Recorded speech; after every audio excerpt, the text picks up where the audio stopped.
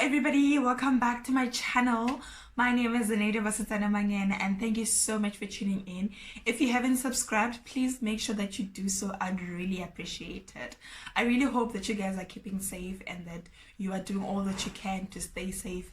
These are very difficult times for each and every one of us, but do all that you can. If it means praying, do so. If it means working out, do so. I have started a 100 squats challenge. Challenged myself to do that every single day for 14 days, and I think I'm on day 9 or 10, something like that. It's going really well. I'm loving it. I love being active.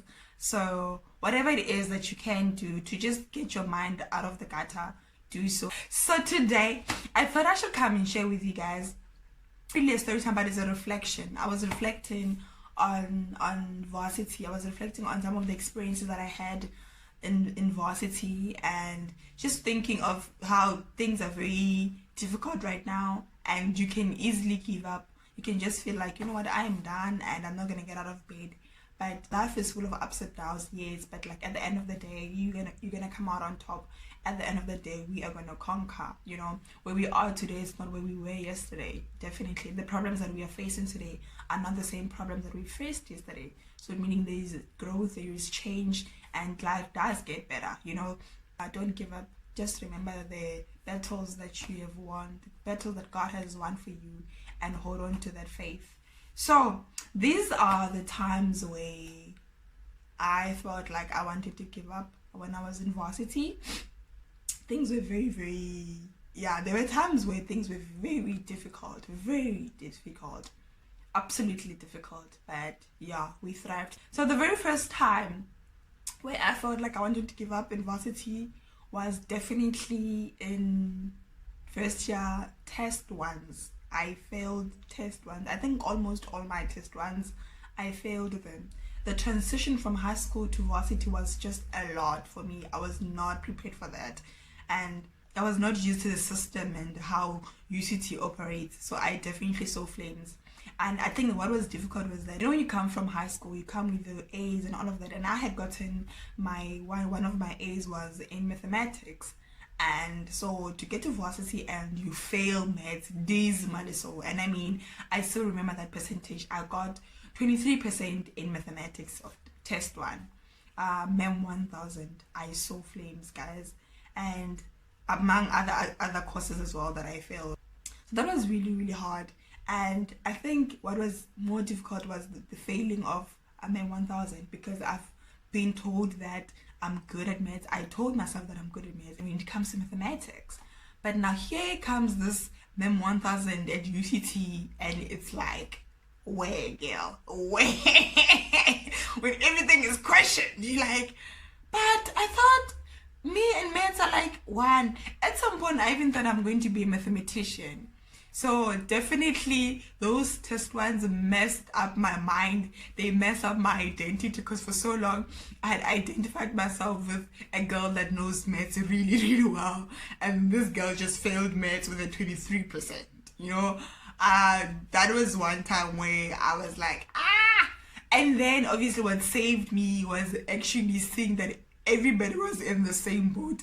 Everybody failed, or most of the people who failed, you're not the only one. I think that everybody was in the same boat. I was like, oh, okay, it's not you, girl, you are not the problem. The problem is this course. So that was one time. And then the second time was when I went for 2 weeks without having food. And I had to rely on my good friend, Mahlatse, shout out to you. She helped me so much. I ate with my friend for 2 weeks. When I lived at my mom's house, I've never gone to bed hungry. But right now, it's really difficult. Like, why am I here? I can just pack my bags and go home. But of course I didn't, because my friend was there for me. And really, she supported me throughout. And by the time my allowance came, I was able to buy myself food and also be able to help me and her, you know. So we kind of like changed. This time when this one is going through a hard time, one is there for the other, and then the next time is the same thing. So that's what happened, and my friend helped me through it. But I told you guys, I was ready to just like throw in the towel. And I think The third time, this one I packed my bags. With this time, I packed my bags literally, and I was like, Ndiakotuka. But life obviously humbled me. I didn't have money to pay for a flight. I packed my bags and I said, I'm leaving, I'm out of this place. But I was like, oh wait, I need money for flight or a bus. I didn't have it, of course. So I had to sit my ass down.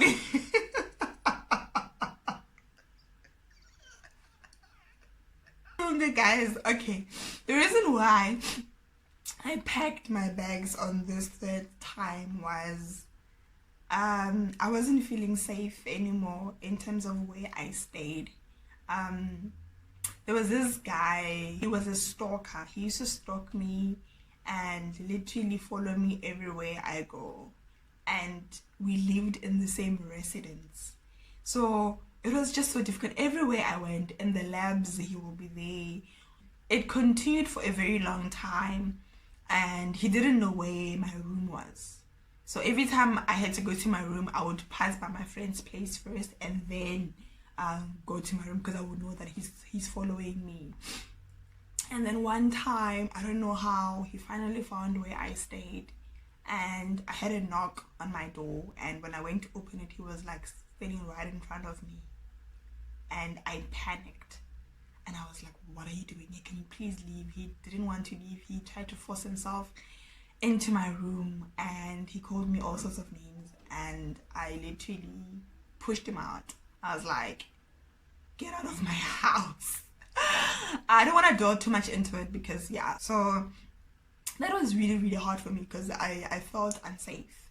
And yeah, I felt like I wanted to leave. I wanted to leave UCT. I don't want to be at the residence anymore. I was like, I can't be here. But obviously, I didn't leave. Like I said, I didn't have money for a flight to go home, so I depended on my friends to be there for me. So my friends were really, really there for me. Every time I needed to study, I would go with my friend. My friend would always make sure that she goes with me, or we study in my room. She'll be there with me, studying with me, because I remember for the longest time, I think for like 2 weeks or a month, I couldn't sleep alone, and I would always like crawl on Mahlatse's bed. Shout out to Mahlatse, she was a really good friend. She is really an amazing friend. I'll crawl to her bed because I couldn't sleep alone. I couldn't sleep alone. So that was definitely the third time I felt like I'm out of this place. And the fourth time, I felt like I can't do it. You know, this was obviously during the course of my whole degree, the duration of my whole degree, which was like for 5-6 years. So it's not just 1 year. Like some years were better than others, where some other years I was like, I suck. It's too much. It's really too much. So yeah. The fourth time where I wanted to leave or not go back, I was home. Well, it was December holidays. I just decided I'm not going back there. You know, it was painful. I was like, I'm not going back there. It's constant torture, constant pain, constant struggle. Financially, so I was struggling. So I just thought, I'm not going back to Cape Town. And my family were like, what do you mean you're not going back? Because you are not staying here. I think that's what made me to go back. Because my parents were like, no, there's no space here for you. There's no space here for you, girl. You need to leave. And I think what encouraged me to actually also go back to Cape Town was the reality of my life at home. You know, when you're at varsity, you have all this, as much as it's difficult, but you live in a good place. There is residence.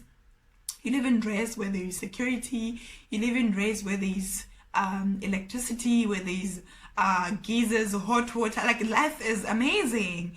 You never have to struggle in terms of the living conditions. And then you go back home. It's like, hey, like, yeah. That's what challenged me to think twice. Be like, are you sure this is where you wanna be?